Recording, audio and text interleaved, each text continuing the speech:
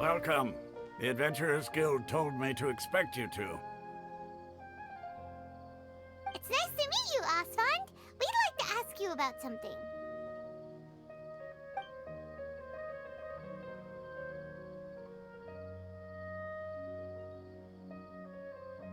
I see. So, Catherine's the one who sent you this way. Ha! It's true that the Eremites' network is vast, but even I can't help you meet the Dendro Archon. Wait, seriously? That's it? Afraid so. The Eremites aren't terribly religious, so we don't know much about divinities. As far as the Akasha goes, we can access even less than you. We originally came from the desert. The gods there died off long ago. Since those days, we've used our own two hands to carve out a living.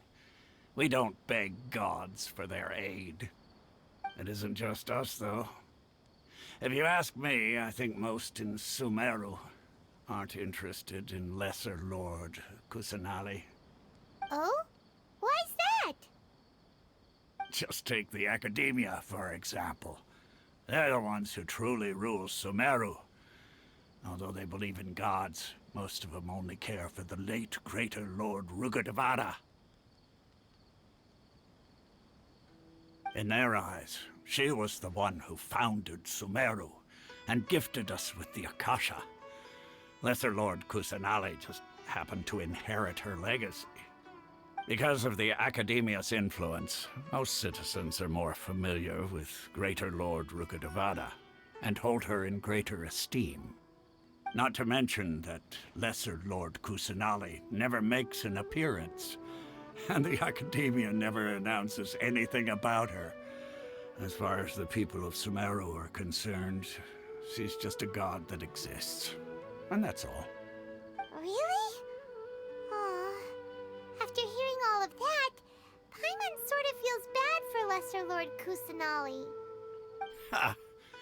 But who knows? We're all just guessing when it comes down to it. Besides, I'm sure the God of Wisdom doesn't worry about her reputation among people like us. All right. Well, thanks for the info,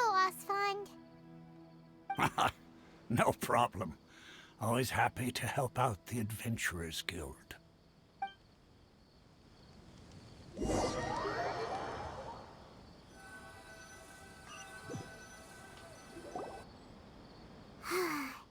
Seems Asfand was right about most people's attitudes here. Not only are they not interested in the Dendro Archon, they even say stuff like, if the Akasha doesn't think I should know, then I don't need to know about it. We've been asking for information non-stop ever since we got to Sumeru. But the harder we try, the more helpless everything seems. Isn't there at least one person in this entire city who cares about Lesser Lord Kusanali? Oh, you two are interested in Lesser Lord Kusanali? Huh? Who are you? From the sound of it, you two are Outlanders who recently arrived here. You've been asking around for information on Lesser Lord Kusanali, right? Oh, I'm sorry. I forgot to introduce myself. I'm Dunyarzad, one of Lesser Lord Kusanali's faithful followers. Whoa, really? Then do you know how we can meet with her? I'm afraid I can't help you with that. But your conversation earlier did happen to remind me of a legend about the Dendro Archon. Sure. It goes like this. Long, long ago, there was a man who heard a prophecy. It predicted that a great calamity was about to befall him. Panicked by what he heard, the man sought out the Dendro Archon in hopes that she would bless him with the wisdom to help him escape his predicament. The man journeyed across deserts and through rainforests and experienced tribulations of every kind. However, he still couldn't find any trace of the Dendro Archon. In despair, he thought, alas, the Archon has abandoned me. He then had no choice but to sorrowfully resign to his fate. Okay, and then what happened? And then, the calamity came. But to his own surprise, the man felt somehow emboldened by the trials of his journey. By relying on his own strength, he managed to overcome the adversity. At that moment, a bird perched upon his shoulder. This bird was, in fact, an avatar of the Dendro Archon. She said, "O Archon Seeker, do you now understand? She and her wisdom have long been found by you. Along your journey, we were in every flower and blade of grass, every ray of sparkling sun, and every breath of dancing wind. So long as you continue to think and ponder, we'll be wherever you go." Yeah, thanks for the story! Paimon feels all warm and fuzzy inside after that. In a way. It seems like this story is also one of the Dendro Archon's avatars. Dunyarzad, since you worship Lesser Lord Kusanali, can you tell us anything else about her? Of course. So did you two know that, I'm terribly sorry, but it seems something's come up now. Let's chat another day.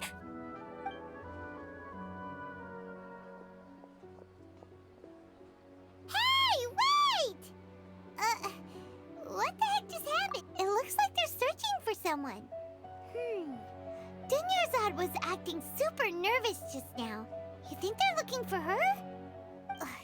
This stinks! We finally managed to find a lead about Lesser Lord Kusanali! We can't let them get in the way now. Let's see if we can get rid of them. Then we can catch up with Dunyarzad.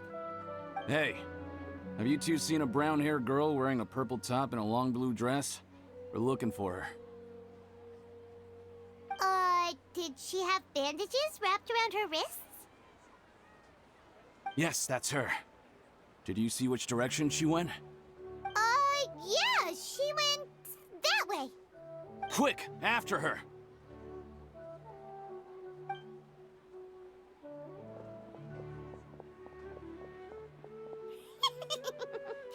That should keep him busy for a while. Let's hurry and find Dunyarzad.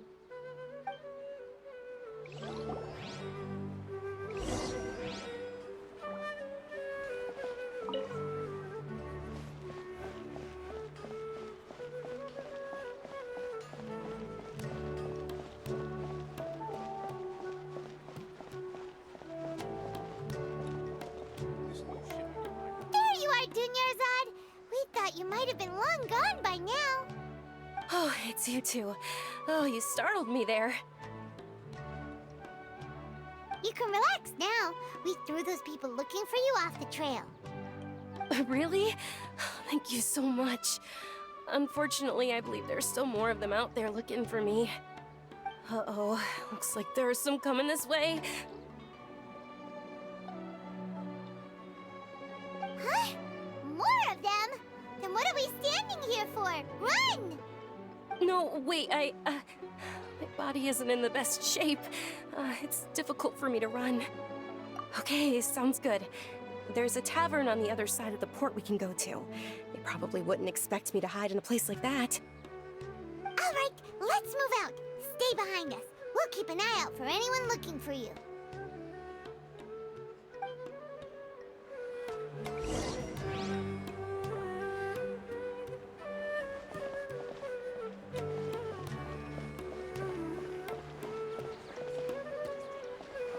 It's called being a freelancer. Most folks just don't get it. All this time doing this.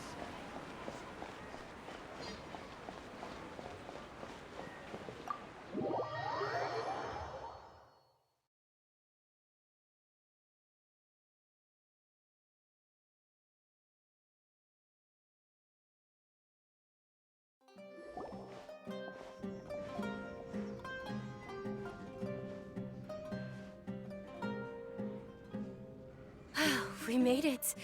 Oh, they shouldn't be able to find us now. Wait, stand down, Dia.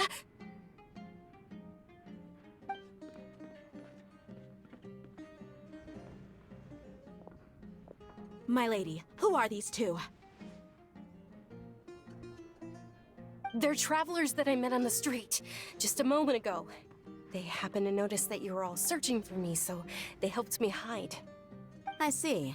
In that case, you two should scram. There's nothing here for you. Wait a sec! Who the heck are you? And why are you shooing us away? I'm Miss Dunyarzad's bodyguard, here to see that she returns home safe and sound. My lady, let's get going. You've been gone for so long that your parents are worrying themselves sick. And if I refuse to go with you?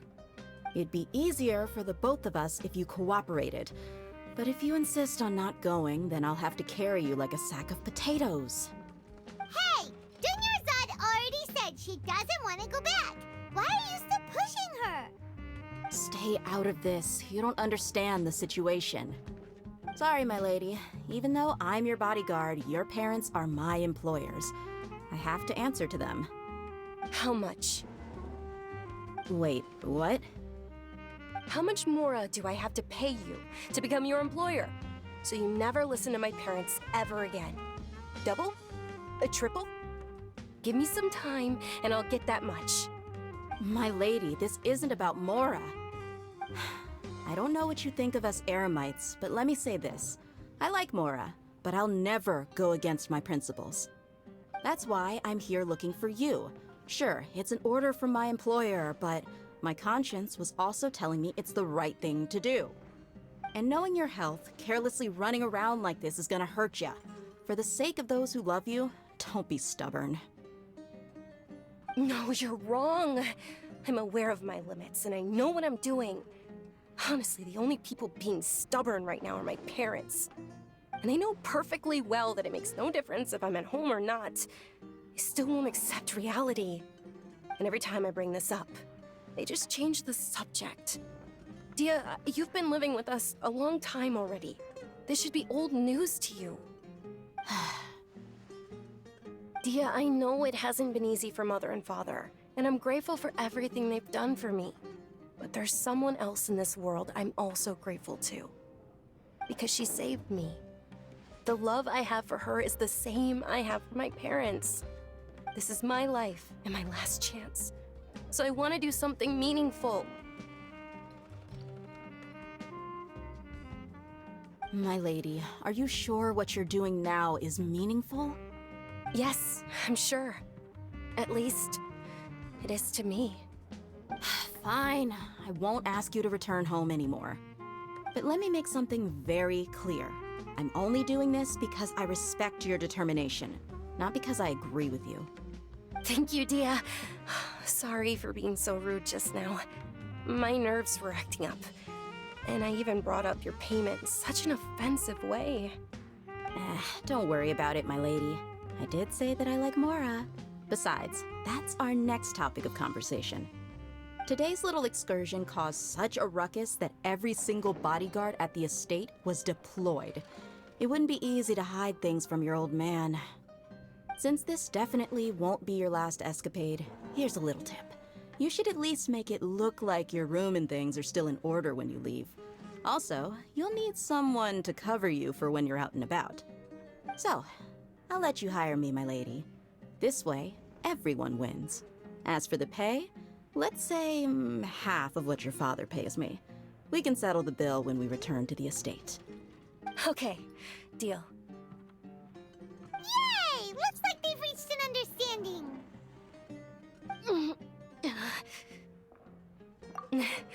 I'm fine, really. I just feel a little tired now that things have calmed down. My lady, stop trying to look tough. We're already in a tavern, so let's rest up and grab some grub. I'm sorry for worrying you two. If you don't mind, I'd like for you to join us. Sure! After you rest up, we want to hear more about Lesser Lord Kusanali.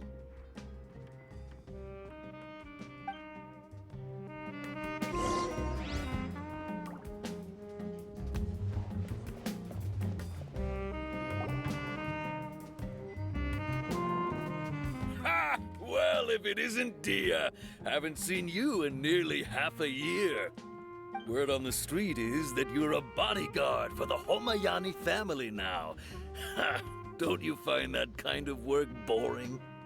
Nah, you get used to it. How about a menu over here? You got it. Huh? Isn't this little Miss Homayani herself? We don't get to serve personages like you very often. We'll be sure to prepare our very best. Thank you, sir, but there's no need. I don't have a lot of Mora on me, and I really ought to save as much as I can. But please bring these two the best food you have. They're my new friends, so I want to be a good host for them.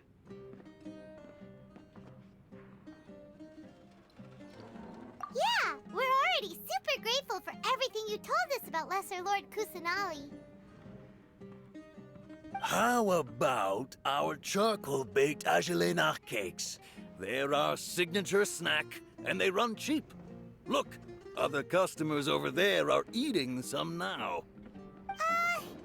They look kind of burnt and dry. Paimon will pass. Hey, come on! Paimon has personal preferences too, you know. Dunyarzad, we asked a lot of people when we first arrived, and almost nobody was interested in Lesser Lord Kusanali. So, what made you want to follow her? Well, remember when you asked me if I knew how to meet the Dendro Archon? Even though I don't know how, I think I've actually seen her before. Huh? Really? Yes, it was when I was a child. At the time, my illness had kept me bedridden for the better part of a year. I was stuck inside and couldn't make any friends, and my parents did their best to find treatments for me. But even then, the Akasha didn't have any helpful information. My younger self no longer had any hopes or dreams. One flare-up was so bad that I was in a semi-conscious state for several days. Then one night, I woke up alone in my room. I was terrified. My body was paralyzed. Even if I cried, there was no sound. At that moment, an ethereal voice spoke in my mind. Dunyarzad, don't be scared. You don't have to cry. Dunyarzad, don't be scared. You don't have to cry. Who are you? How do you know my name? How do I explain this? You might not be able to understand, but actually, I know everything about you. Really? Of course.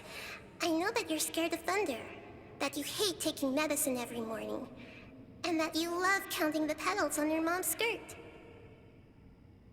Wow, you really do know everything. Dunyarzad, is there anything you want? What? Not really. I can't go anywhere or do anything. Huh? But aren't you a child? All children have wishes. Tell me what you want, and maybe I can make it happen. But can you make my illness go away? Oh. I'm sorry. But I'm not powerful enough to do that right now. Then, can you be my friend? After that, the voice said, "Okay, I'll be your friend." Although my body was suffering during those days, that voice encouraged me and told me many wondrous things. Beyond my window was the flourishing Sumeru city. Beyond the city was a lush rainforest.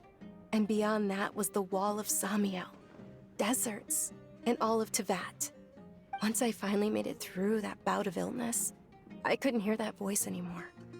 I told my mother about it, but she said that I must have been dreaming. But I know that that voice wasn't a figment of my imagination. Before that, I had never heard of Teyvat. Yes, for sure. If it weren't for that voice, I would have never grown curious about the outside world, nor would I have learned how to read and enjoy so many books. That voice sparked a desire for wisdom. It had to have been the Dendro Archon. I've been hoping for a chance to repay her kindness. In fact, I was running around today to help prepare the Sub-Zerus festival for her. What's the Sub-Zerus festival? It's Lesser Lord Kusanali's birthday. which was the day that she was found by the sages. It's actually an old holiday that originally celebrated Greater Lord RukaDevata's birthday. When she passed away, the holiday eventually became a celebration of the Lesser Lord's birthday. I heard everyone was overjoyed when they welcomed her back to Sumeru. In those days, the festival was a huge deal. But because of the Academia's influence, people have gradually lost interest in the festival. The Academia actively participates in Sumeru's many holidays dedicated to Greater Lord RukaDevata. But when it comes to the Sub-Zero's festival, forget any funding. They practically act like it doesn't exist. Maybe they see Lesser Lord Kusanali's birth as confirmation of Greater Lord RukaDevata's death, so they're reluctant to celebrate it. Aw, but that's awful. It is. It's absolutely terrible. Sure, the Greater Lord founded Sumeru, but hasn't Lesser Lord Kusanali been the one quietly protecting us for the past few hundred years? Just remember that we're still out in public. Don't get too carried away now. I know that people over by the Grand Bazaar still hold the Sub-Zero's festival to this day. But I hadn't met any of them before, so I was never able to contribute. But recently, I made a friend there who also follows Lesser Lord Kusanali. I gave her my savings because I want her to throw a wonderful festival this year. That's the least I could do for Lesser Lord Kusanali. Hold on, my lady, does this friend happen to be Nilou, the one who sends flowers to the estate? Yes, that's her. I saw her leaving the other day with a nervous look on her face. It seemed like she was hiding something in her arms. Did you give her something? Yes. Initially, I didn't have much Mora prepared, so I had Nilou sell one of my skirts. I've agreed with Nilou to meet up at the Grand Bazaar today, and see how things are coming along. Dia, would you accompany me? Sure. That's quite the trip, though. I'll carry you. No, that would be too much, even for you. You might as well just accept the lift. If I let you walk, who knows how long it'll take us. And if anything happens to you, then I'd really never hear the end of it from your father. But of course. Nilou will be thrilled to hear there are more people interested in Lesser Lord Kusanali.